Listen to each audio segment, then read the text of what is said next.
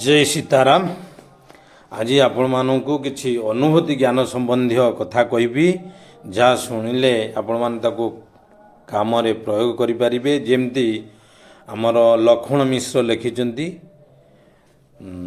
कौन अनुभूति जोगमाला तांकर गोटे बही अच्छी अनुभूति जोगमाला से अनुभूति ज्ञान बतईचंती से प्रकार जदि ज्ञान को देखा जमती महुमाछी महू संग्रह करिଥାଏ किंतु मनीष महू को चोरी करी नहीं जाए किंतु तार ज्ञान थिबारु से कौन करिଥାଏ ना नूतन जंगल रे जाई बा नूतन जगार जाइकी पुणी महू संग्रह करिकी महू बसा करिଥାଏ जोटी मनीष जाई परिबनी महू रखिकी से ताको व्यवहार करे किंतु मनीष पाखरे महू तैयारी करिवार ज्ञान नाही किंतु चोरी करिवार ज्ञान अछि।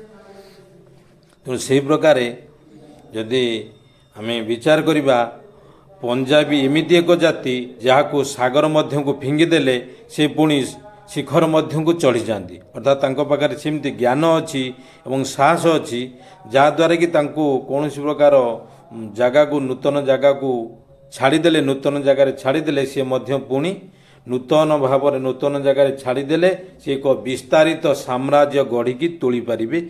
पंजाबी मानकर से क्षमता अच्छी बा जो मानक पाखरे ज्ञान अच्छी से माने नूतन भाव में एक विराट साम्राज्य प्रतिष्ठा करिवार सक्षम अच्छी। जमती शास्त्र रे कहा जायछि नास्ति आत्म समबल नास्ति वृष्टि समत आत्मबल ठारू बल नाही जदि निजर आत्मबल अच्छी ताले तुम्हें दुनिया रे सब किछि करि परिबो एवं वर्षा जल ठारू जल मान नाही जमती वर्षा जल जेते बिल रे पानी दे था से जेतिकी भाव में गछ वृक्ष ऊपर प्रभाव पकई न थाए वर्षा जल ता उपरे अधिक भाव में माने प्रभाव पकई थाए। से प्रकार शास्त्र रे कहा जायछि श्रेयान द्रव्यमय यज्ञात ज्ञान यज्ञ परंतप सर्वकर्मा खिलं पार्थ ज्ञाने परि समाप्यते।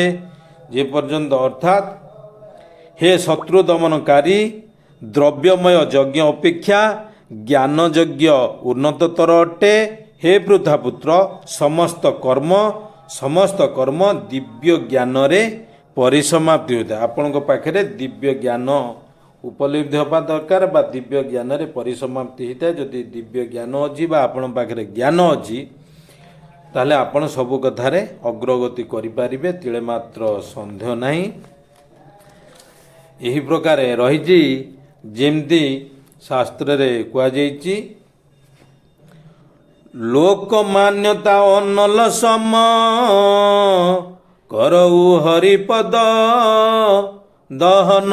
एटा मोर अनुभूति ज्ञान जे जेते मोर अधिक लोकमान्यता आसीगला लोक संपर्क आसीगला ता द्वारा मु बहुत व्यस्त हो गली। व्यस्त हो गला परे लोक आज ये मागिला मते प्रसाद दियो सी मागिला मो पाई 300 जनकर प्रसाद प्रभु अरेंजमेंट करिवे सी कहले मो पाई गेस्ट हाउस देबे सी कहलानी आज माने गिजर चालुनी साढ़े लाइन रो माने टांकी रे पानी नहीं विभिन्न प्रकार समस्या आनिकी आपण पाखरे पहुँचेबे। तेणु यही प्रकार सब सब समस्या गुड़िक आसिकी पहुँची जाए जहाँद्वारा कि आपणकर भजन बाधा सृष्टि हुए एवं आपणकर टीआरपी बढ़ी जाइथिबा द्वारा लोक माने तुम प्रति ईर्षापरायण हो जाती। ईर्षापरायण होगी तुम गोड़ को टाणीबा चेष्टा करती आग ये केमती तलू को खसी जाऊ से प्रकार ये गोटे हूँ अनुभूति ज्ञान जे कि तुमको पादू खसिया को चेष्टा करती किछि लोक माने तुमको तल को खसी जाए द्वारा कि तुम आगू को बढ़ी पारनी कौन अच्छे आगू न बढ़िले तो गला कौन अच्छे ये प्रकार किछि लोक चेष्टा करती। तेणु निजर जदि ज्ञान अच्छी से ज्ञान बल आपण जगत को जीति पारे। जमती महुमाछी जोठी गले भी महू संग्रह करि पारिबो। तेणु जदि तुम पाखे ज्ञान अच्छी तुम जो जगह को गले मध्य तुम्हें लोक संग्रह करी लोक मान को शिक्षा देकी तुम आगू को बढ़ी पारिबो तिले मात्र सन्देह नहीं। तेणु कहबार उद्देश्य थिला ये सब ज्ञान आपण पाखे प्रदान करुच्ची मोर एटा अनुभूति ज्ञान जो अनुभूति ज्ञान द्वारा मु आज प्राप्त होइछि। कौन कही अपाने ज्योति प्राणं प्राणे पानं तथा परे ପ୍ରାଣାପାନ ଗତିରୁଦ୍ଧା ପ୍ରାଣାୟାମ ପରାୟଣା ଅପରେ ନିହତାହାରା ପ୍ରାଣାନ୍ ପ୍ରାଣେଷୁ ଜୁହତି। ଅର୍ଥାତ୍ କେତେକ ବ୍ୟକ୍ତି ଅଛନ୍ତି ଯେଉଁମାନେ ପ୍ରାଣାୟାମ ପରାୟଣ ଅଟନ୍ତି, ଅର୍ଥାତ୍ ସମାଧି ହେବା ନିମିତ୍ତ ପ୍ରାଣାୟାମ କରନ୍ତି। ସେମାନେ ପ୍ରାଣ ଓ ଅପାନ ବାୟୁର କ୍ରିୟା ବନ୍ଦ କରି ପ୍ରାଣାୟାମ ଅଭ୍ୟାସ କରନ୍ତି। ଏବଂ ଆଉ କେତେକ ଅଛନ୍ତି ଯେଉଁମାନେ କି ଆହାରକୁ ସଂଯତ କରିକି ପ୍ରାଣବାୟୁକୁ ସେଥିରେ ଅର୍ପଣ କରନ୍ତି। ଆହାର ସଂଯତ ଯେମିତି ଦିଆଯାଇଛି, ରବିବାରରେ ଲୁଣ ଖାଇବ ନାହିଁ, ଶନିବାରରେ କୌଣସି ପ୍ରକାର ମସଲା ମସଲି ତେଲ ଖାଇବ ନାହିଁ, ଏବଂ ଶୁକ୍ରବାରରେ ଦହି ଖାଇବ ନାହିଁ, ଗୁରୁବାରରେ ଦୁଗ୍ଧ ଏବଂ ଦହି ଖାଇବ ନାହିଁ, ବୁଧବାରରେ ଘିଅ ଖାଇବ ନାହିଁ, ମଙ୍ଗଳବାରରେ ମିଠା ଖାଇବ ନାହିଁ, ସୋମବାରରେ ଶାକ ସବଜି ଏସବୁକୁ ଖାଇବ ନାହିଁ। ଗୋଟିଏ ଦିନ ସପ୍ତାହରେ ବନ୍ଦ କରିଦେଲେ ଆପଣ ନିରୋଗ ରହିବେ ଏବଂ ଆକୁ ପ୍ରାଣାୟାମ ପ୍ରୟାଣ ହେବେ। ଆପଣ ଗୋଟାଏ ଜାଗାରେ ବସିବେ, ସ୍ଥିର ହୋଇକି ବସନ୍ତୁ। ଏ ଯେଉଁ ପ୍ରାଣବାୟୁ ଚାଲୁଛି, ଏ ପ୍ରାଣବାୟୁକୁ କଣ୍ଟ୍ରୋଲ କରିବାକୁ ଚେଷ୍ଟା କର। କଣ୍ଟ୍ରୋଲ ମାନେ ଶ୍ୱାସବାୟୁ କେମିତି ଚାଲୁଛି ଏବଂ ଆସୁଛି, ମାନେ ତାକୁ ସଦାସର୍ବଦା ନଜର ରଖିବେ। ତାଦ୍ୱାରା ଆପଣମାନେ ନିଜେ ଜାଣିପାରିବେ କିଭଳି ଭାବରେ ଆପଣଙ୍କ ଶରୀରରୁ ରୋଗ ଗୁଡ଼ିକ ଦୂରେଇ ଯାଉଛି। ଯେମିତି ଡାଇବେଟିସ୍ ହେଲା, ହାଇ ବ୍ଲଡ଼ ପ୍ରେସର ହେଲା ଏବଂ ଲୋ ବ୍ଲଡ଼ ପ୍ରେସର ହେଲା, ପାଇଲ୍ସ ହେଲା, ହାର୍ଟ ପ୍ରୋବ୍ଲେମ୍ ହେଲା, କିଡ଼ନୀ ପ୍ରୋବ୍ଲେମ୍ ହେଲା ଏବଂ ଗଲ୍ ବ୍ଲାଡରରେ ଯେଉଁ ଷ୍ଟୋନ୍ ହେଉଛି ଇଏ ସବୁ ହେଲା। ଏଗୁଡ଼ିକ ସବୁ ଯାକ ଗୁଡ଼ିକ କଟିଯିବ କାହାକୁ ଦ୍ୱାରା? ଏସବୁ ପ୍ରାଣାୟାମ ଅଭ୍ୟାସ ଦ୍ୱାରା। ମୁଁ ଅଭ୍ୟାସ କରିବା ଦ୍ୱାରା ମୋ ପାଖରେ ଏସବୁ ଜ୍ଞାନ ପ୍ରାପ୍ତ ହେଇଛି। ଅନୁଭୂତି ଜ୍ଞାନ, ଯେଉଁ ଅନୁଭୂତି ଜ୍ଞାନକୁ ପ୍ରାପ୍ତ ହେଇଛି, ଏଇ ଅନୁଭୂତି ଜ୍ଞାନକୁ ମୁଁ ପ୍ରଦାନ କରୁଛି। ତେଣୁ ଯାହାଦ୍ୱାରା ଜଣଙ୍କର କଲ୍ୟାଣରେ ଆସିପାରିବ। ତେଣୁ ସମସ୍ତେ ଯଦି ଯତ୍ନଶୀଳ ହେଇକି କାମ କରିବେ ତାହେଲେ ନିଶ୍ଚିତ ଭାବରେ ଏହି ଜ୍ଞାନଟା ସମସ୍ତଙ୍କର କାମରେ ଆସିବ। କେମିତି ପ୍ରାଣାୟାମ କରିବେ ବା ମେଡ଼ିଟେସନ୍ କରିବେ, ଯେତେ ପ୍ରକାର ଅଛି, ଯେତେ ପ୍ରକାର ଆଙ୍ଗଜାଇଟି ଅଛି, ଷ୍ଟ୍ରେସ୍ ଅଛି, ସବୁ ପ୍ରକାର ଏଗୁଡ଼ିକ କଟିଯିବ। କୌଣସି ଜିନିଷ ରହିବନି। 20 ଦିନ ବା ଗୋଟିଏ ମାସ କଣ୍ଟିନ୍ୟୁଅସଲି ଗୋଟିଏ ଜାଗାରେ ବସିବେ, ଜପ କରନ୍ତୁ। ଜପ କରିବେ ଯାହାକୁ ଯେମିତି ଆମର ଇସ୍କନରେ ଦିଆହେଇଛି ଜପ କରିବା ପାଇଁ ଜପ କରନ୍ତି, କିନ୍ତୁ ଜପ ସହିତ ପ୍ରାଣାୟାମ କରିବାକୁ ବେଶୀ ଇମ୍ପୋର୍ଟାନ୍ସ ଦେଇନଥାନ୍ତି। କିନ୍ତୁ ପ୍ରାଣାୟାମ ମଧ୍ୟ କରନ୍ତୁ। ଅନେକ ଅଛନ୍ତି ଯେମିତି ମାନେ ପ୍ରାଣାୟାମ କରିବା ଦ୍ୱାରା ଉପଲବ୍ଧି ହେଇଛନ୍ତି। ଗୋଟାଏ ଜାଗାରେ ସ୍ଥିର ହୋଇକି ବସି ରହିବେ, ବସିକି ସ୍ଥିର ଭାବରେ ମେରୁଦଣ୍ଡ ସିଧା ରହିବ, ଅଣ୍ଟା ସିଧା ରହିବ, ବେକ ଗ୍ରୀବାଟା ସିଧା ରହିବ। ସିଧା ରହିକି ନାକର ଅଗ୍ରଭାଗକୁ ଦେଖିବେ।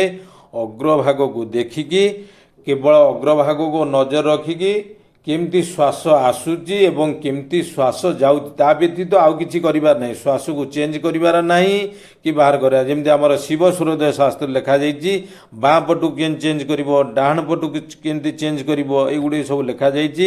କେଉଁ ଶ୍ୱାସରେ ବନ୍ଦ ହେଲେ ଆପଣଙ୍କର କାର୍ଯ୍ୟରେ ସିଦ୍ଧି ଲାଭ କରିବେ, ଏ ପ୍ରକାର ସବୁ କଥା ଗୁଡ଼ିକ ଲେଖା ଅଛି। ତେଣୁ ସେସବୁକୁ କିଛି ନ କରିକି କେବଳ ସରଳ ଭାବରେ କେବଳ ଶ୍ୱାସ କେମିତି ଆସୁଛି ଯାଉଛି ଏଇ ବିଧିଟିକୁ ଅବଲମ୍ବନ କରିଲେ ଆପଣମାନଙ୍କ ଭିତରେ ବା ଆମମାନଙ୍କ ଭିତରେ ମୋର ଅନୁଭୂତି ଜ୍ଞାନରୁ ମୁଁ ଯେଉଁ ଜ୍ଞାନଟା ଲାଭ କରୁଥିଲି ସେ ଜ୍ଞାନଟା କହୁଛି ମୋର ମାନସିକ ଷ୍ଟ୍ରେସ୍, ଡାଇବେଟିସ୍, ମୋର ତ ବ୍ଲଡ଼ ପ୍ରେସର ନାହିଁ, ଏ ଡାଇବେଟିସ୍ ଥିଲା, ଡାଇବେଟିସ୍ ମୋର ପୁରା ନର୍ମାଲକୁ ଆସିଛି। ମୁଁ ଯଦିଓ ଟେଷ୍ଟିଂ କରିନି କିନ୍ତୁ ରିଅଲାଇଜ୍ କରୁଛି।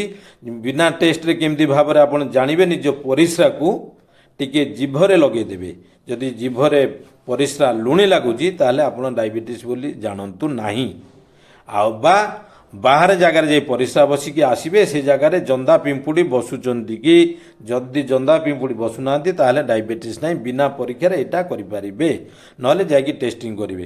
ଏବଂ ମୁଁ ରିଅଲାଇଜ୍ କରୁଛି ମୋ ପାଖରେ ଏସବୁ କିଛି ମାନେ ପ୍ରକାଶ ହେଉନାହିଁ। ତେଣୁ ମୋ ପାଖରେ ଏହି ପ୍ରାଣାୟାମ କରିବା ଦ୍ୱାରା, ମେଡ଼ିଟେସନ୍ କରିବା ଦ୍ୱାରା ମୋର କୌଣସି ପ୍ରକାର ଡିଜିଜ୍ ନାହିଁ। ମୁଁ ଏଇଟାକୁ ରିଅଲାଇଜ୍ କରୁଛି।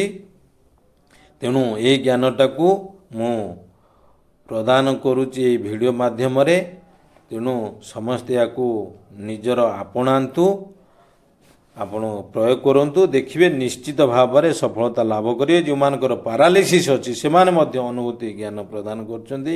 ଏସବୁ କୌଣସି ପ୍ରକାର ଗାଉଟ୍ ଅଛି, ଗଣ୍ଠି ରୋଗ ଅଛି, ସେସବୁ ମଧ୍ୟ କଟିଯିବ। ଆମର ଜଣେ ପ୍ରଭୁ ଅଛନ୍ତି, ପ୍ରଭୁଚନ୍ଦ୍ର ପ୍ରଭୁ, ତାଙ୍କର ଗାଉଟ୍ ରୋଗ ଅଛି, ସେ ଚାଲିପାରୁନାହାନ୍ତି, ଠେଙ୍ଗା ଧରିକି ଚାଲୁଛନ୍ତି।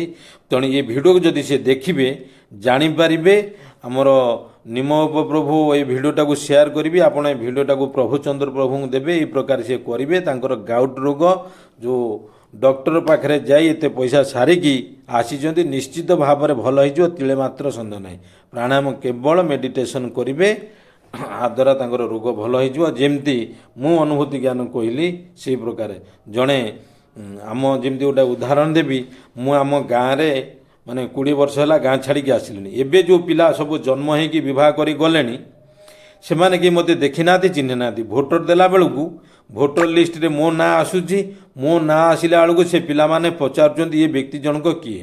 ମୋ ଇଗନେଷ୍ଟରେ ମାନେ ଯାଇକି ଭୋଟ କିଏ ଦେଇ ଦେଉଛନ୍ତି, ଏ ବ୍ୟକ୍ତିଟା ନାହାନ୍ତି, ମାନେ ଠକାମି କରିକି ଭୋଟ ଦେଇ ଦେଉଛନ୍ତି।